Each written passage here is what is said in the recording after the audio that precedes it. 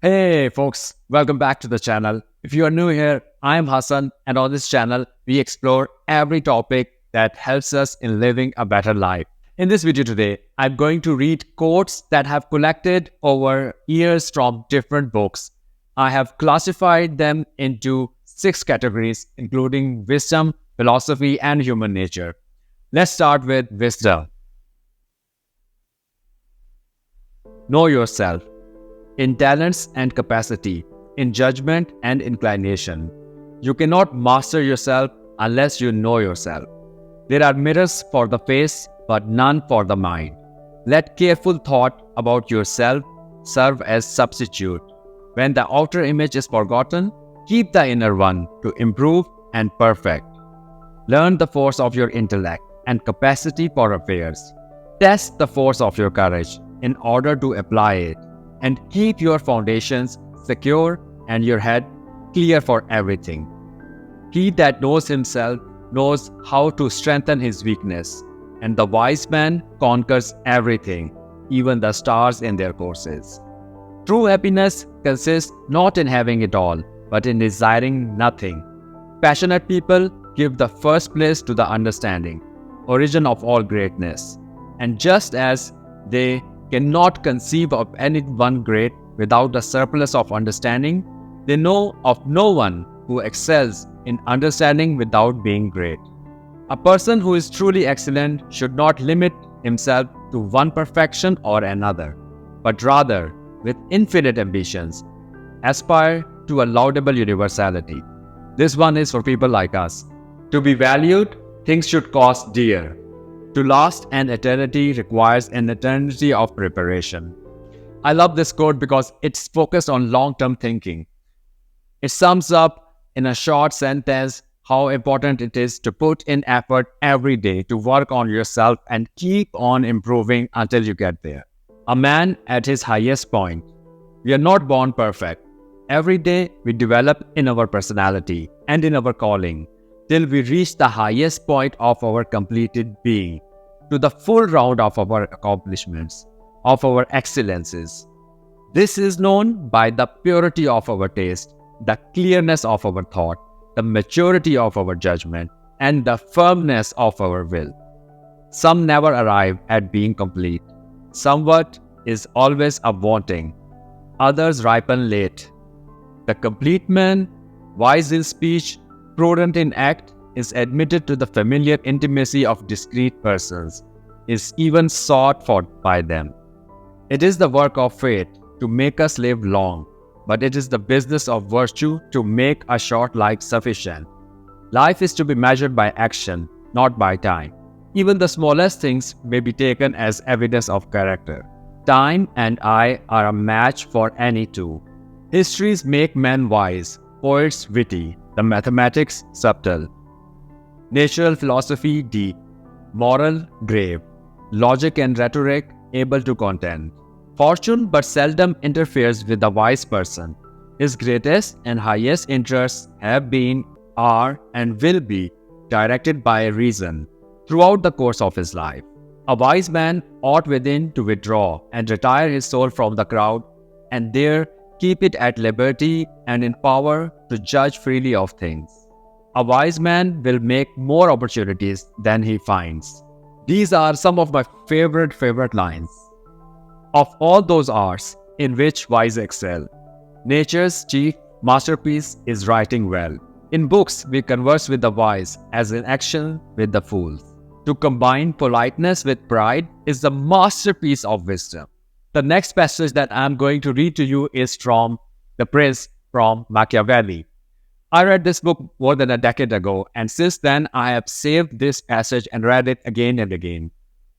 It provides advice for ambitious people on how to set up your goals and why it is important in life to have higher purpose. A wise man ought always to follow the path beaten by great men and to imitate those who have been supreme, so that if his ability does not equal theirs, at least it will savor of it. Let him act like the clever archers who, designing to hit the mark which yet appears too far distant, and knowing the limits to which the strength of their bow attains.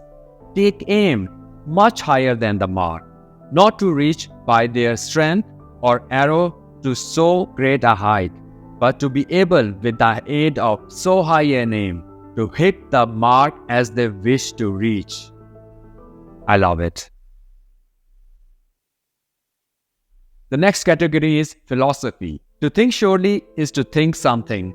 To think nothing is not to think at all. Toward no crimes have men shown themselves so cold-bloodedly cruel as in punishing differences in belief. We build a good character through the discipline of converting virtuous practices into habits. Judge a man by his questions rather than by his answers. Happy the man who has learned the causes of things and has put under his feet all fears and inexorable fate and the noisy strife of the hell of greed. Philosophy directs us to seek the goods of the mind, and the rest will either be supplied or not much wanted. Philosophy, nothing else but the study of wisdom and truth. It may, with reason, be expected that those who have spent most time and pains in it, who should enjoy a greater calm and serenity of mind, a greater clearness and evidence of knowledge, and be less disturbed with doubts and difficulties than other men. Natural philosophy is written in that vast book which stands forever open before our eyes. I mean the universe, but it cannot be read until we have learned the language and become familiar with the characters in which it is written. It is written in mathematical language, and the letters are triangles, circles, and other geometrical figures, without which means it is humanly impossible to understand a single word. Men are more led by blind desire than by reason, and therefore the natural power or right of human beings should be limited, not by reason, but by every appetite, whereby they are determined to action or seek their own preservation. The more things the mind knows, the better does it understand its own strength and the order of nature. By increased self-knowledge, it can direct itself more easily and lay down rules for its own guidance, and by increased knowledge of nature, it can more easily avoid what is useless. The next category is education. Man differs from the beast only by education, which may be defined as the technique of transmitting civilization. Education is a progressive discovery of our own ignorance. It is to him who masters our minds by the force of truth, and not to those who slave them by violence, that we owe our reverence.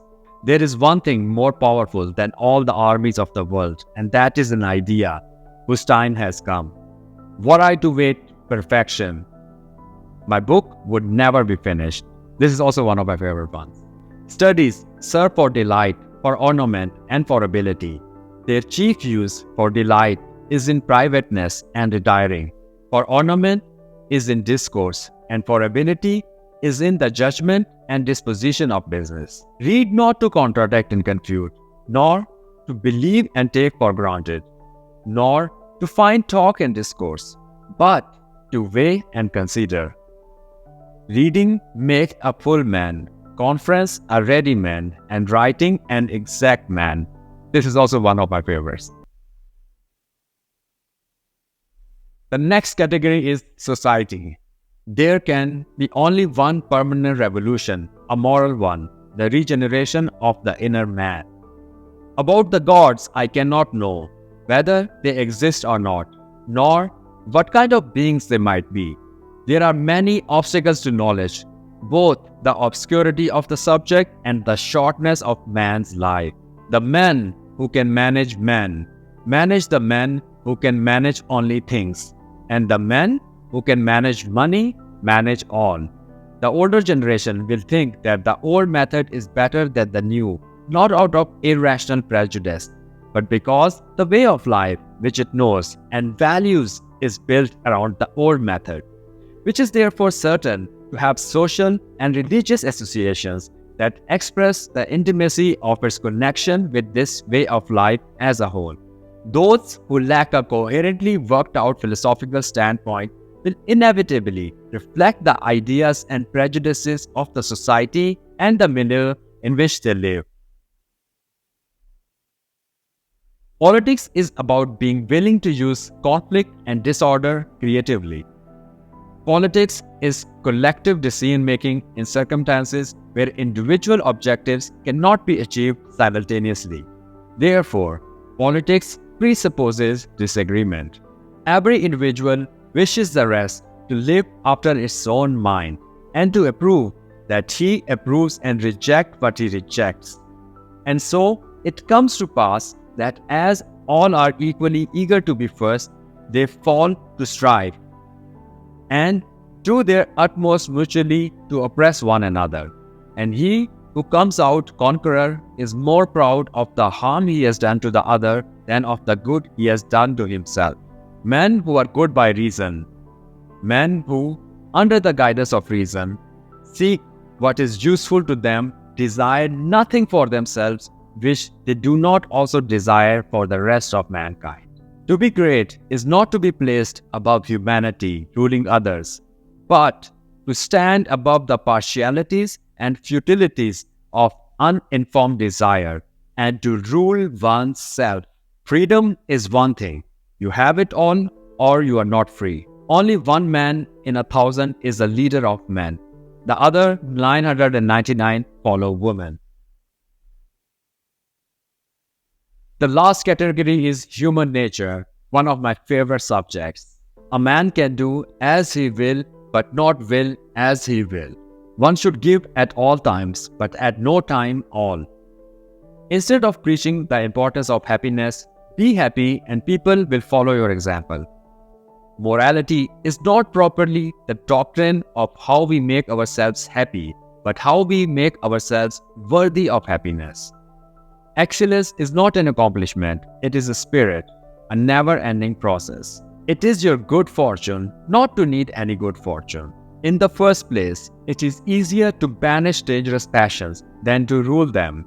It is easier not to admit them than to keep them in order when admitted. For when they have established themselves in possession of the mind, they are more powerful than the lawful ruler and will in no wise permit themselves to be weakened or abridged. The inquiry of truth, which is the love-making or wooing of it, the knowledge of truth, which is the praise of it, and the true belief of truth, which is the enjoying of it, is the sovereign good of human nature.